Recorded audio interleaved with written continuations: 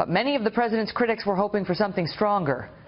Case in point, 1986, Libyan terrorists bombed a West Berlin nightclub, hoping to kill off-duty American servicemen. The explosion took the lives of 3 people, including 2 U.S. soldiers, and wounded hundreds of others. Within days, President Reagan had launched a military response that was not without controversy and said this to the nation. We Americans are slow to anger. We always seek peaceful avenues before resorting to the use of force. And we did.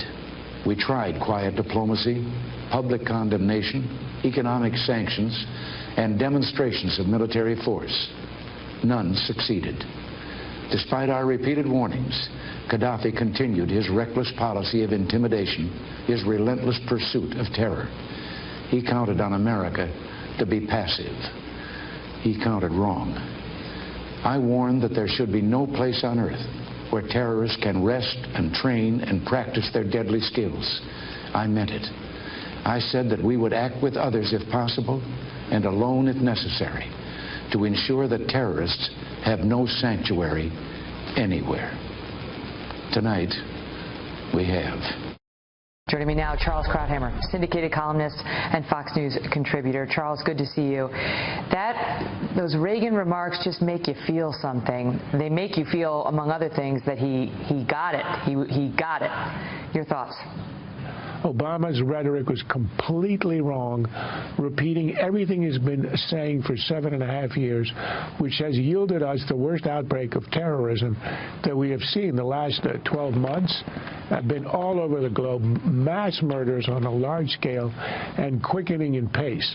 So his turning to diplomacy is almost pathetic because he doesn't seem to be able to articulate any other answer.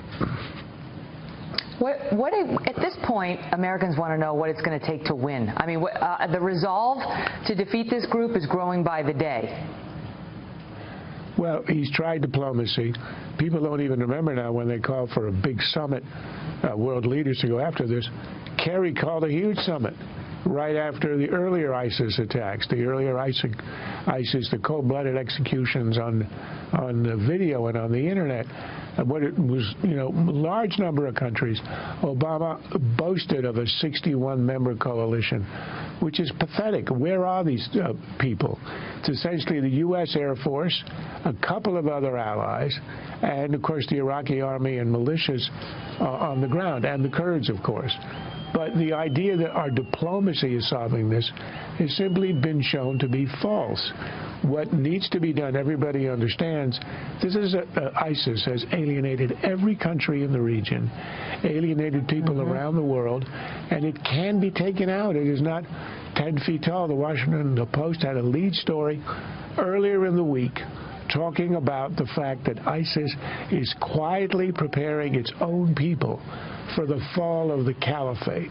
What's happening on the ground right now in Mosul is the next target, and ultimately it'll be Raqqa. They are now metastasizing to live, to strike, to execute their plans elsewhere.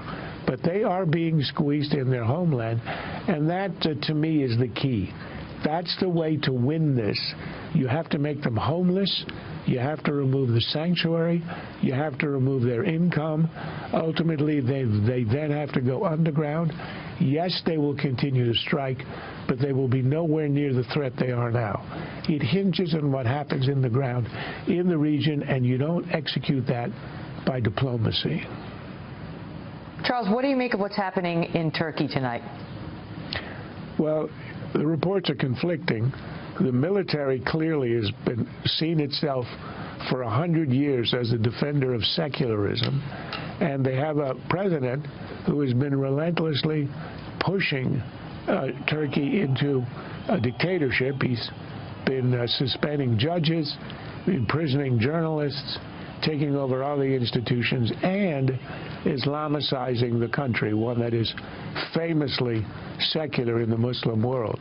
So, and they have done this before. They had a coup almost every decade. Whenever the elected government would move Islamist, they would strike.